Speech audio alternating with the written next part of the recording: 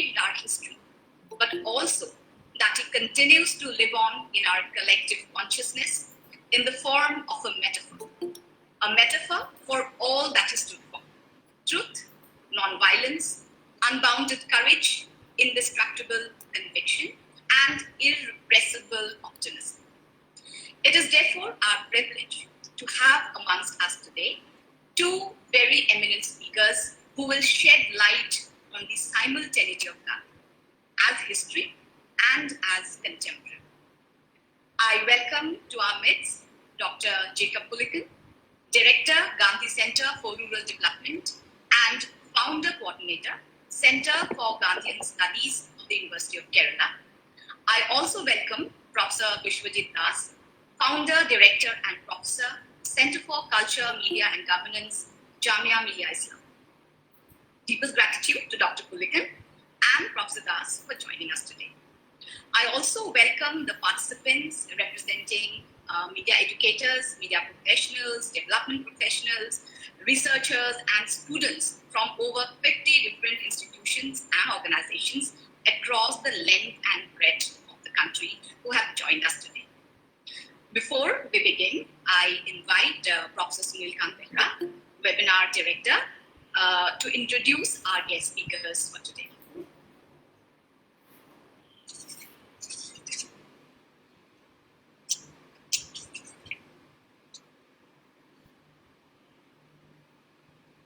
Sir, you will need to unmute yourself.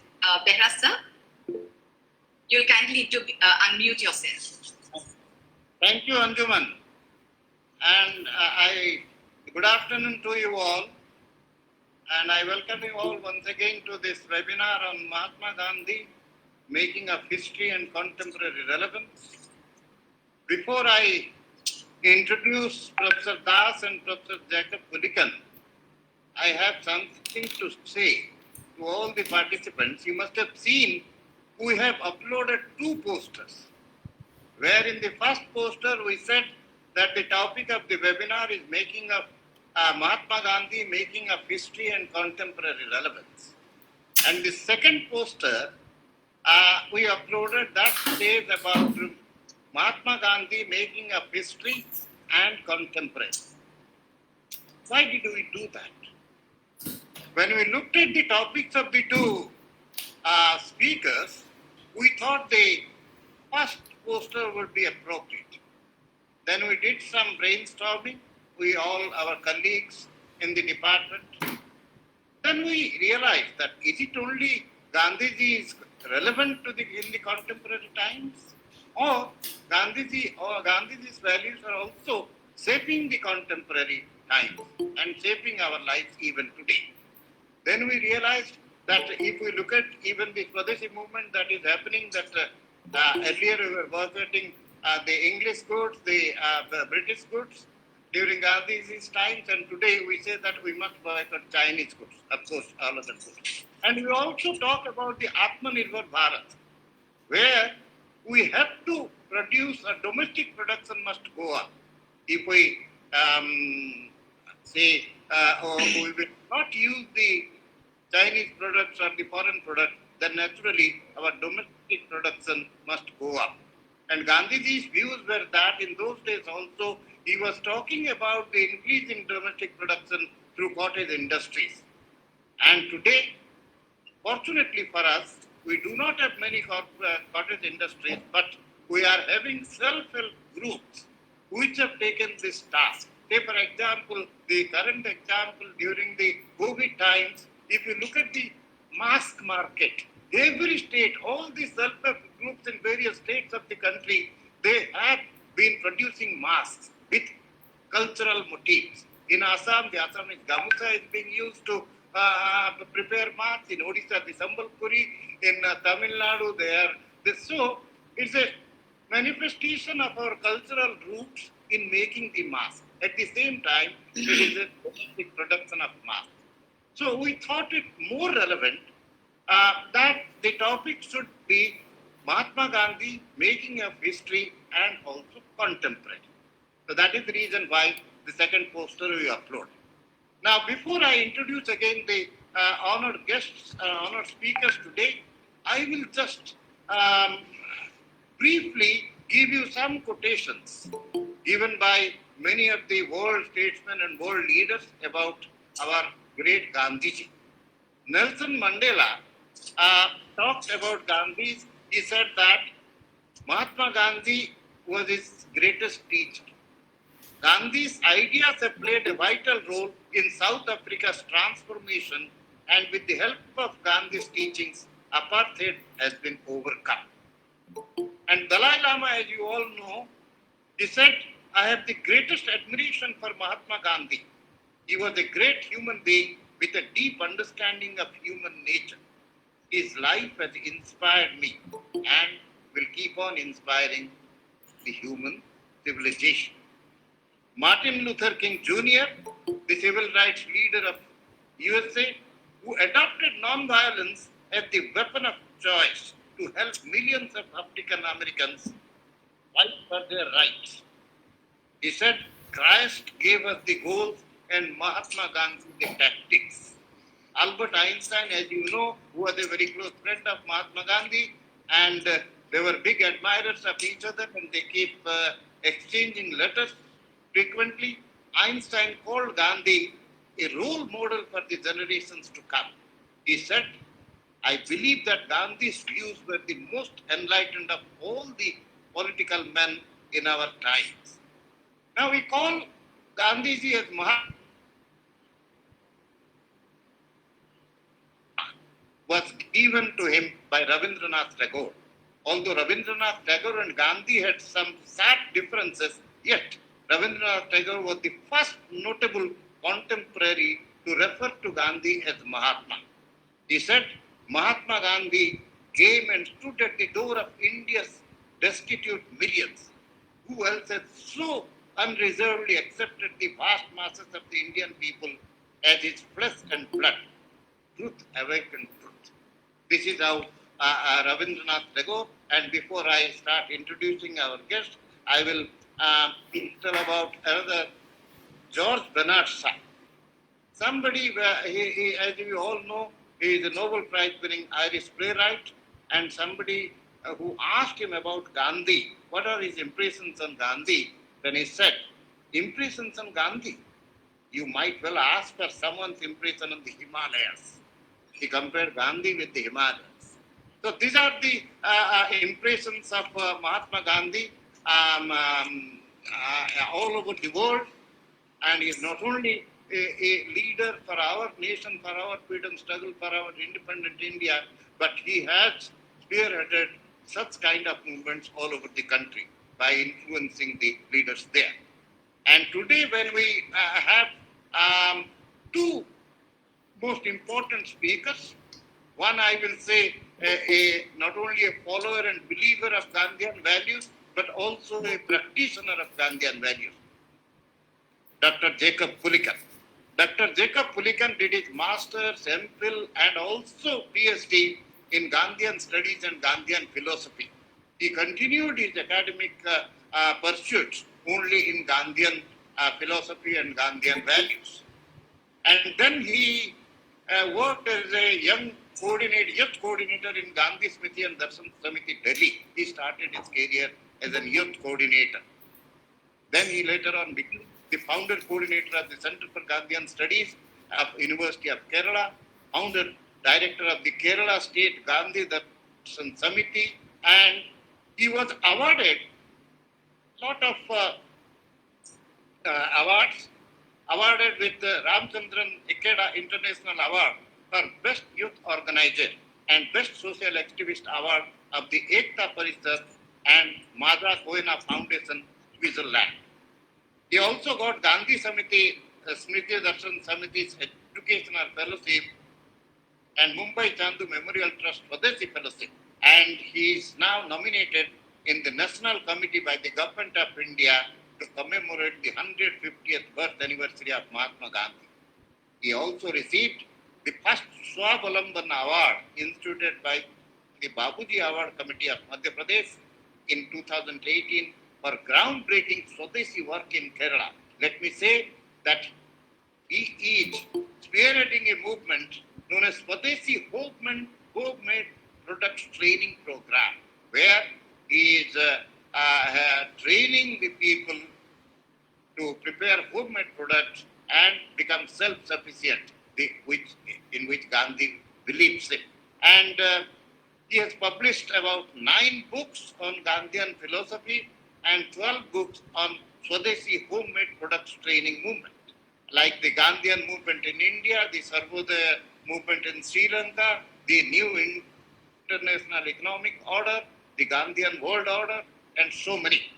And the most important thing for communication scholars, students, and teachers, he has been instrumental in producing about 316 Gandhi Darshan episodes about Gandhi's life and philosophy, and 268 episodes of Swadeshi episodes about Gandhian Swadeshi work in television channels. So that's a great achievement.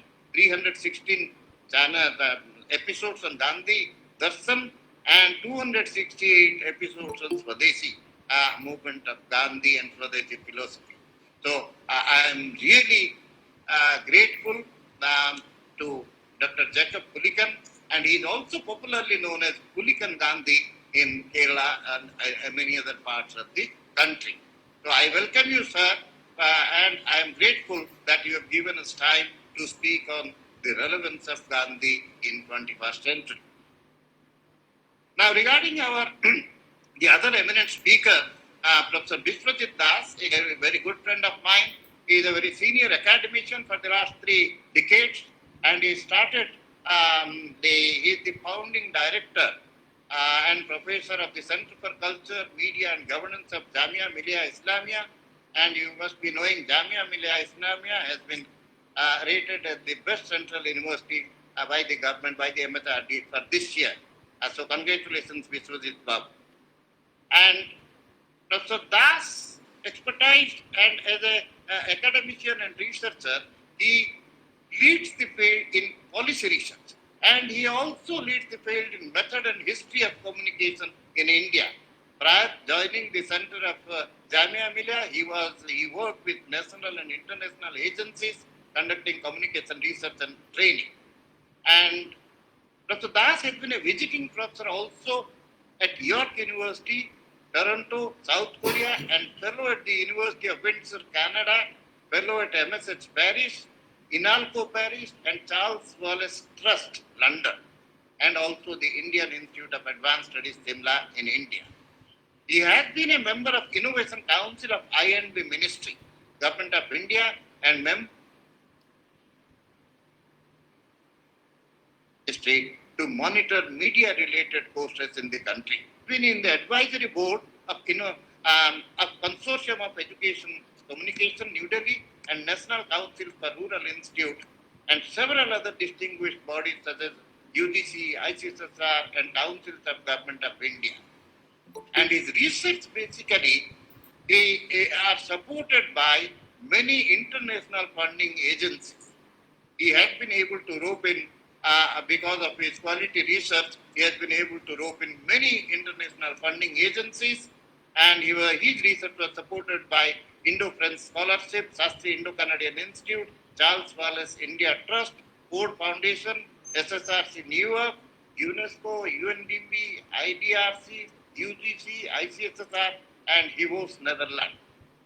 He is the co-author of the SAGE series and communication process, and he has published Media and Mediation, and another book, The Social and the Symbolic, and the third work on communication series, that is Culture and Confrontation, in 2010.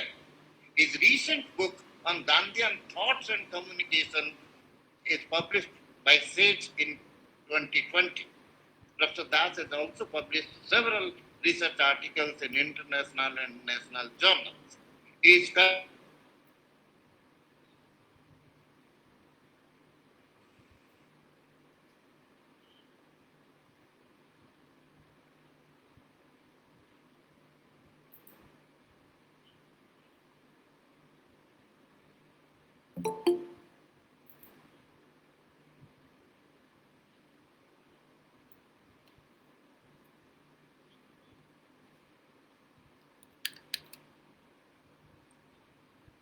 think Professor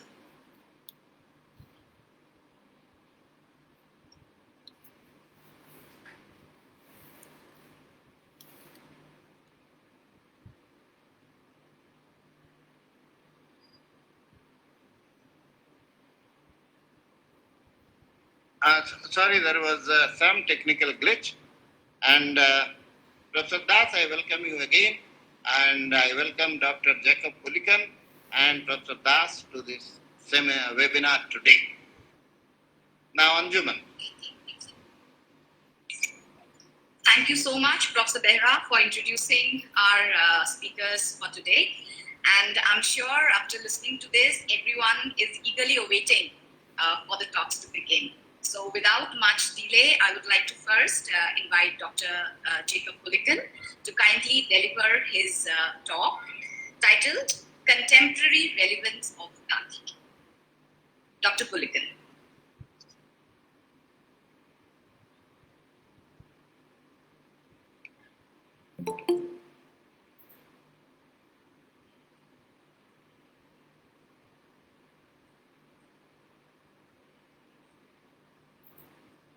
Dr. Pulickan. Yeah. Dear respected Sunil Behra, Professor Vishwit Das, respected teachers, students, and other people who are listening. First, I should say that I am extremely happy to be with you, especially on this Independence Day. Wishing you all with the greetings of Independence Day. While talking about Gandhi and Gandhian philosophy, its relevance.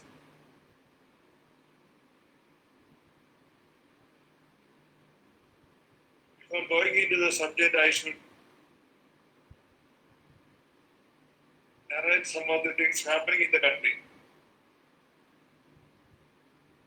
We are nearing the completion of the 150th anniversary commemoration celebration programs.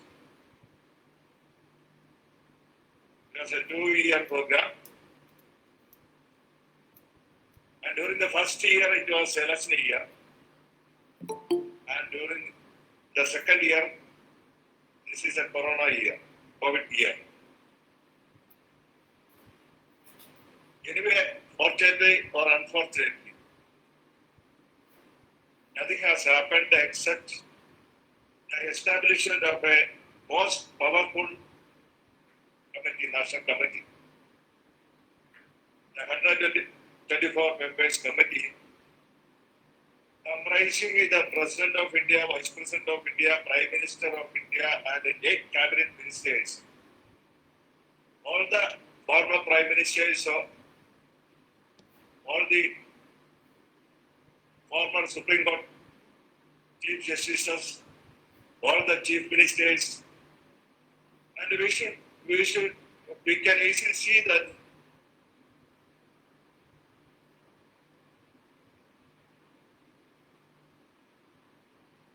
at the time of the second sitting of the committee last year, I mentioned the matter before the committee that nothing has happened just because the first year was election year. And we should seriously think of planning and implementing some important activities. And I made 2 proposals in front of the committee.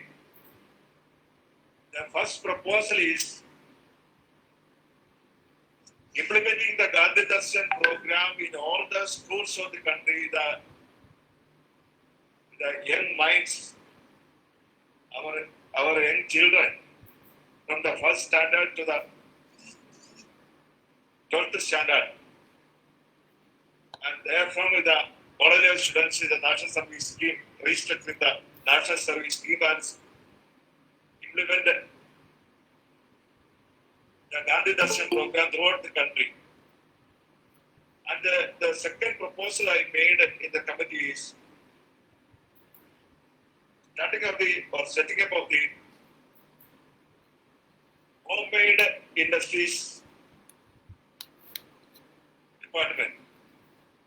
And that also not in the government sector, it's a semi-government sector. We all know that if we are organizing something in the government sector, it will be pakka bureaucrat. For connecting the people, especially the poor and the downtrodden people, we should have semi-type organization by collaborating with the NGOs. And I made a special mention that I am not talking about the cottage and village industries. The cottage and village industries is having a separate section department in the ministry. But for homemade Swadeshi products, nothing has happened in the country so far. Mahatma Gandhi wrote his fundamental book in 1909, the Hindu Swaraj. Hindu Swaraj is the central idea is Swaraj.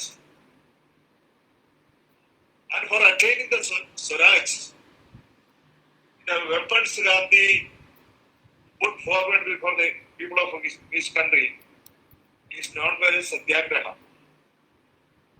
And after the attainment of the freedom, Gandhi put forward an important program, that is the constitutive program, and through the constitutive program, the Swadeshi program. So I put before the committee, this is the background. We should think about the poor people.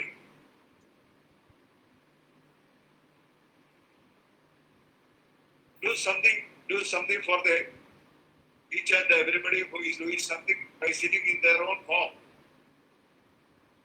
But nothing happened. And at the national level, the committees level, so far nothing happened, and nothing is going to happen also. So I purposefully mentioned this is what is going on in our country, the Mahatma's land.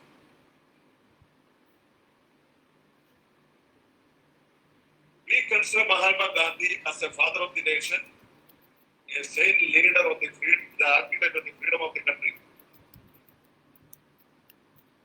But it is our consideration. But the people around the world viewing and seeing Mahatma Gandhi not as the father of India, India's father, or the architect of India's freedom. They are considering and viewing Mahatma Gandhi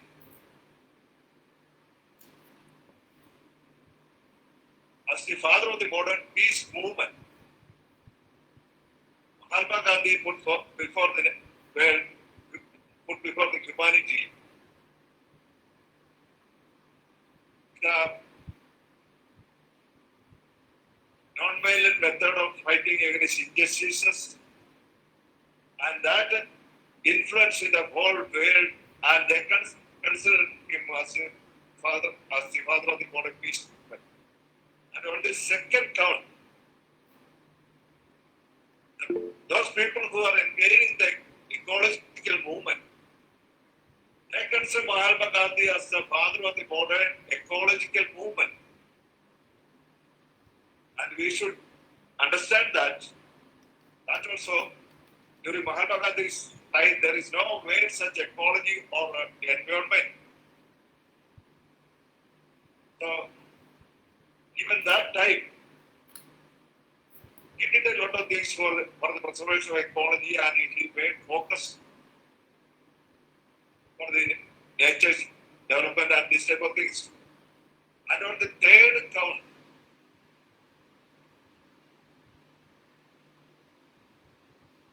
there is a series of attempts to view Mahatma Gandhi as the father of the modern medicine. That is going to be a new or going to be an astonishing news for the people of India. Gandhi is increasingly viewed as the mother of the modern medicine. And but much of the people, they do not know anything about Gandhi himself. Was practicing a naturopathy doctor during his lifetime. And about one third of the writings and about one third of all his activities, the naturopathy, vegetarianism, and natural living, this type of activities. And now there is a modern trend that Gandhi is going to be viewed, or Gandhi is viewed as the father of modern management concepts. And by hearing this news, everybody will be certainly having a strange look. Gandhi is a father of the modern management. Certainly Gandhi is the number one person humanity has seen. In managing, the Gandhi has a astonishing capability of managing people, managing situations, automating the situation. He is the most powerful man humanity has ever seen. In tackling human situations, in tackling conflict situations, and bringing peace and normalcy wherever, whatever may be the situation. So he is the biggest management, and to the surprise of everybody, now people are management experts are raising Gandhi's considered prestige as the model of number one model of management, Gandhi's management strategy. So this is what I wanted to present before you people as an introduction. I am viewing Gandhi in two different levels. One is on the theoretical level, and the second one is on the practical level. Maybe I got my post-graduation in commerce. I'm a commerce man. Later I said to Gandhi studies and did get my Gandhi philosophy and MPhil in Gandhi philosophy and did my doctor program about the Gandhian movement. And certainly I would have an inclination going towards the side of the theoretical advancement activities and theoretical way of thinking. But I purposefully selected for the other way, the practical aspects of Gandhian philosophy. So I will be focusing on one aspect, the theoretical level, and how the theoretical level of Gandhian philosophy is superior to all the other philosophies that humanity has seen over the time. We all know that the beginning of all theories is Darwin's survival of the fittest.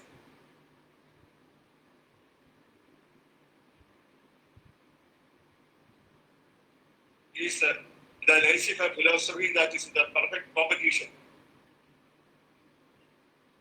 The third theory is the utilitarian theory, which says that the welfare of the majority is happening. Everything is all right.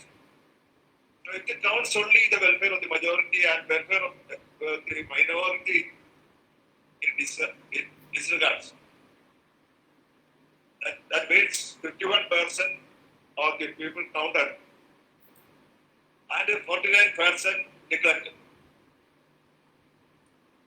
when we are coming to our own democratic setup, even 20% or 25% is counted and the 75% or up to 80% neglected. Then the next theory comes, Huxley's theory, leave and let leave. We have seen that in the signal boards by the side of the national highways, leave and let leave, and nothing else happened.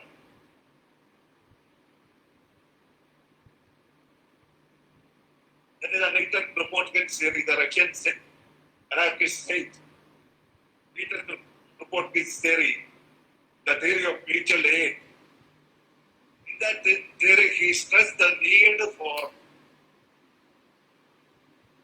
adopting a lifestyle of helping mentality.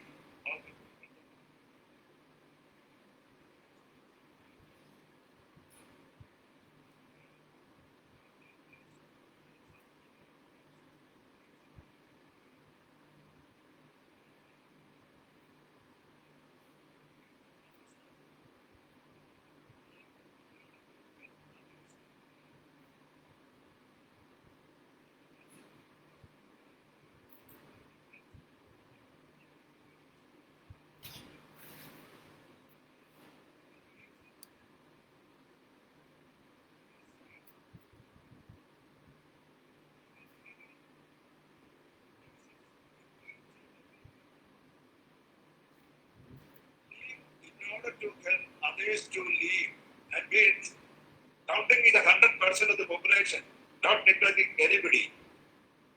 So that is a superiority of Gandhian philosophy, the Gandhian theory.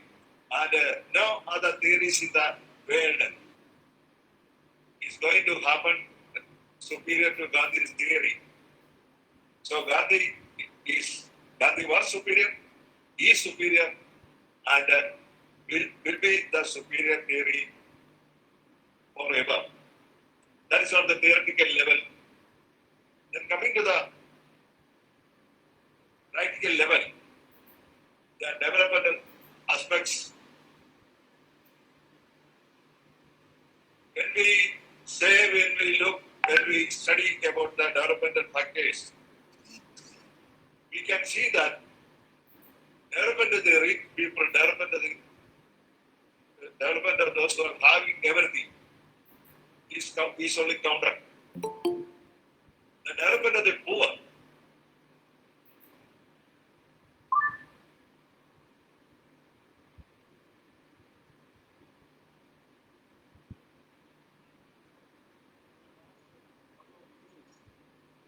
how the development happens in our own country. That is the most permanent development model throughout the world is in India. The 50% of the population is the rich population coming and narrowing down to 5%.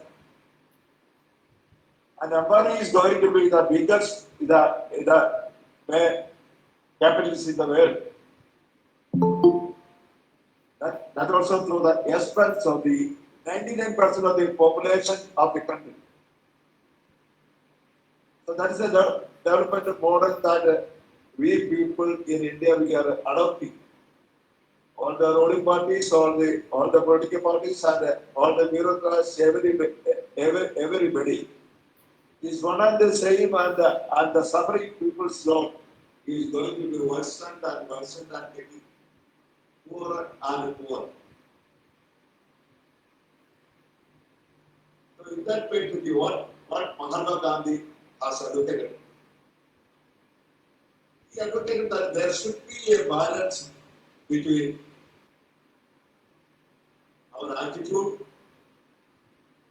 balance between in the cities and the rural areas, balance between man and women, balance between technological factors, and even distribution balance also. So a 5-level balancing technology can be advocated for the sustainable development of the country. Not only to India, but it applies everywhere in the world. The first count For every type of development, if you want it to be sustainable, there should be a philosophical balance. A balance between the material well-being and the moral well-being. How it can be happened? It can be happened through the optimization of the human wants. We should think about that. This is not necessary for my life. Whatever is needed, whatever is necessary for an individual's life, that he actually needs. On the second count is the second principle advocated by Mahatma Gandhi is the structural balance. The structural balance is nothing but there should be a balance between the big cities of the country and the rural villages of the country. The cities should not be developed at the expense of the poor villages. So there should be a proper balance. The third count, there should be a balance between man and the nature, the ecological balance. And in the fourth front, there should be a balance between the technology. The big set of technologies that we are adopting and we are using. And also the village level appropriate technology. Certainly, there may not be any doubt about anybody that the technology that is created in a village is entirely different from the technology that is implemented or created in the big cities or big industries. We need technology for rural development and also technology for the urban development or big sector development. But we should not be at the expense of the rural development of technology, the appropriate technology. And on the final fifth round, I think that there should be a distribution balance. The rich and the poor, there should be a balance between the rich and the poor. There should be a balance between the weak and the strong. There should be a balance between the people those who are having everything and the people those who are having nothing. That's the thing that is going on in our country. The people those who are having something, they are getting more and more and getting everything. And the people those who are living in the poor condition, they are getting lesser and lesser and they are getting life miserable day by day. So Mahatma Gandhi advocated is a justice management principle.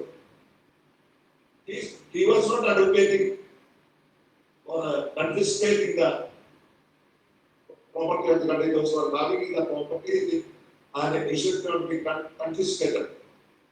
Or he was not advocating the killing of the rich people and giving the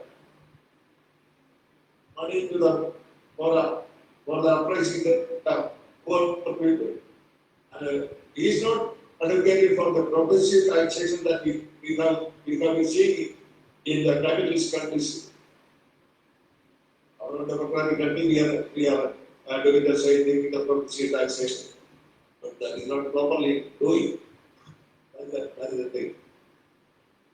And he advocated the rich people, they did not give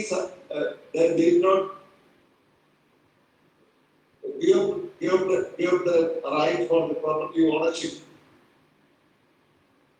He didn't ask for the rich people. Instead, he asked the rich people to be the trustees of all their property. They are free to take whatever they actually need and utilizing the balance of the money for the welfare of the other people, the poor people. I think that is going to be the biggest management theory, biggest economic theory, biggest development theory that is going to happen if it is implemented. The Artha Gandhi taxation system that is advocated by the Pune people. I think that is going to be a new event in the history of taxation system. I just mentioned about Artha Gandhi, that's all. And after going all these type of development package, what we are going to, what the development strategy and what is the development strategy and what form is the development strategy and it is for whom is the development strategy and how the development strategy is happening in the country. Anybody can easily say that it is meant for those who are living in the upper conditions, about 5% or 10% of the people and the rest of the 90% of the people left for nothing. That is not the development policy that should be implemented in the country. Especially the land of Mahatma Gandhi. There, the philosophy of Swadeshi coming. That is why I started the Swadeshi movement in Kerala. Basically, I decided that there should be a distinction between the cottage industry and the Swadeshi mode of production. Cottage industry is somewhat, in some way, economically viable by using some equipment, some machinery, something that type of things. Capital investment, even though it is in a lesser quantity, is needed also. But regarding the Swadeshi mode of production, Swadeshi industry, not needed capital at all. Anybody is interested, anybody is willing, he can produce his own daily wants by sitting in his own farm. For that purpose, we started first in the soap making activity. All the basics of items. The toilet soap, washing soap, detergent powder, dish soap powder, and cleaning lotion. All these things we started giving training to the people and giving logical support to the people, giving quality checking and banking support and giving the tester to the market support. And so far we have good after 23 years of our experience. We are still underlying the fundamental principle that the marketing strategy should be door-to-door marketing and it should not be soft marketing. And if I am producing something, I should distribute the products to the by or nearby surrounding houses. And if I am going to be a big manufacturer, I may be producing products for the next panchayat, next village, or the next district or the next state. Then the definition of the basic production activity itself is going to be changed. Then we are going to practice the same thing in the same way the multinational companies are doing. What the multinational companies are doing in our country? They are starting their plant location in a particular place in our country. They started mass level production. And distributing all the products from that production locality through the entire country. We are strictly, that is that production and distribution strategy we are adopting in the house. Production in the house and distributing in the nearby houses. And this method is primarily meant for the self-sustainment of the self-reliance of the people people of that village. And in all the villages, in all the panchayats, we also have the training program. And they are doing the same thing in all the panchayats and each and every panchayat. They have taken the responsibility of producing the most important basic consumer item of their daily need. About 26% of the market is captured by Swadeshi. The homemade producing people, they are captured from the multinational company. About 26% of the total products. And from there, that was the starting point. Then we started almost all the items that the people can produce in their own houses.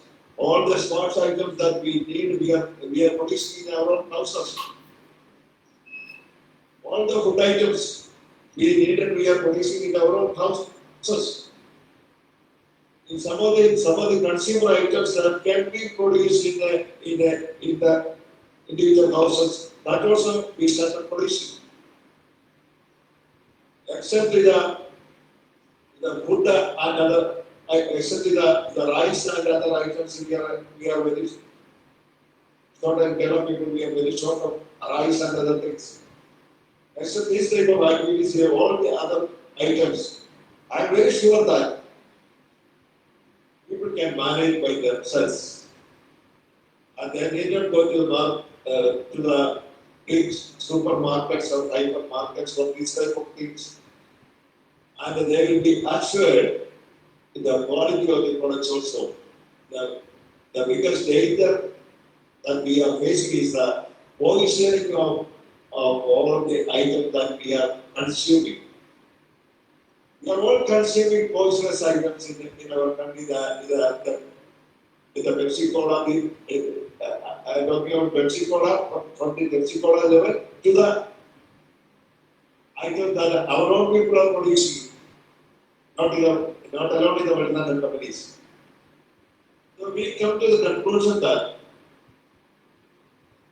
if some support is ready to give by the government and the government setup, I am not talking about the monetary support. We do not want any monetary support at all.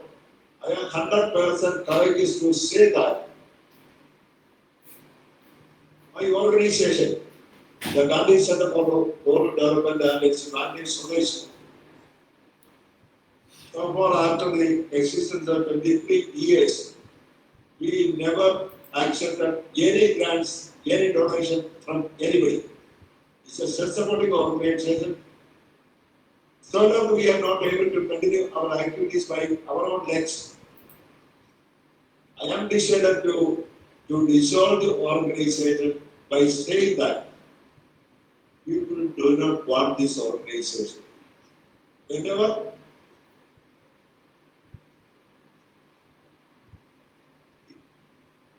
this organization should survive. Otherwise, there is no need of any supporting survival. So this is a practical aspect of what is going on. The practicing side of the Gandhian philosophy. We are always talking about the theoretical side, and Gandhi is too big and Gandhi is too modern for everybody, not only for India, for the whole world.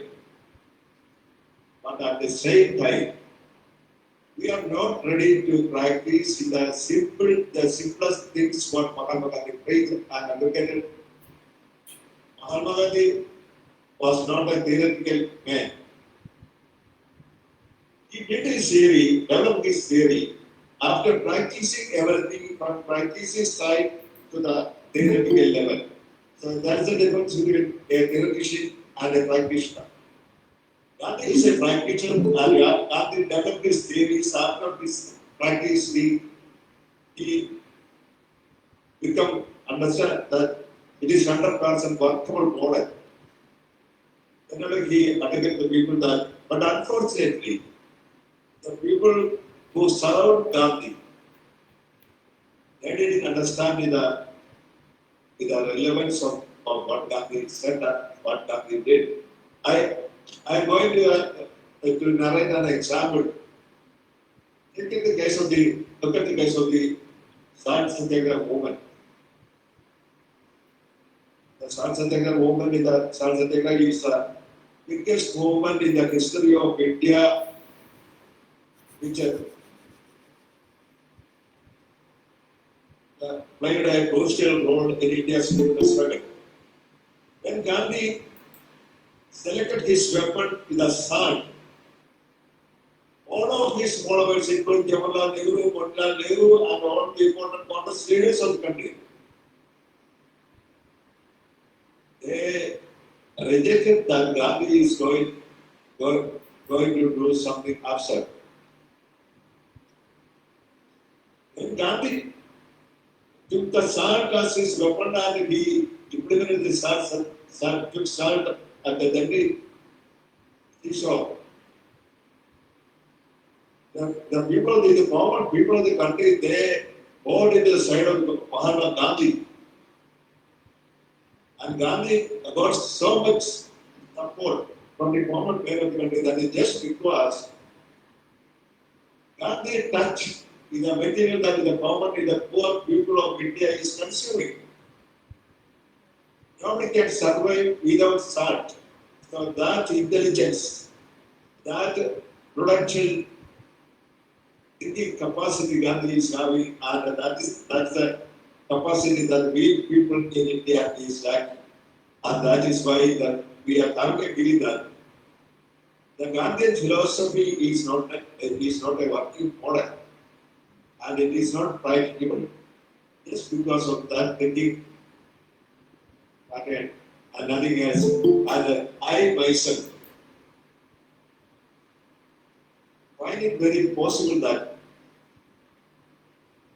when I came back from Delhi to the Kerala University and undertook the department of the Center for Gandhi Studies of the university, I found it extremely difficult to conduct a seminar or a Gandhi studies meeting or collecting 25 patients. It was a big affair during that time. Then I immediately decided that I should not waste my time by collecting 25 patients, spending 2 weeks time of my precious time.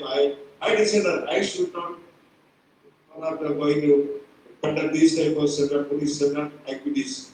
Instead, I am going on the other way. I started going to the people's side, the NGO side, the student side, the teacher side, and I started the training programs. And from one training program to the second year, now we are having 50 training programs. And now I have the capacity to collect even 10,000 or 50,000 people within a day's notice. That much confidence I am having now with starting the Gandhian Swadeshi model of development activities in Kerala, and that is why I am getting that much importance in the country. I got the selection of the National Committee, the National Committee, just because I am not a big man. I am not a big contributor in the country. It's just because of my Swadeshi contribution that I am well aware of it, and this is the relevance of Gandhian philosophy when we are properly implemented. So thank you very much for giving me an opportunity to come to your side, to come to the Central University. Last year I had the occasion to visit the Guwahati for presenting the development model in front of the NGOs and other people and that was a seminar organized by today, workshop organized by the Sakya Foundation.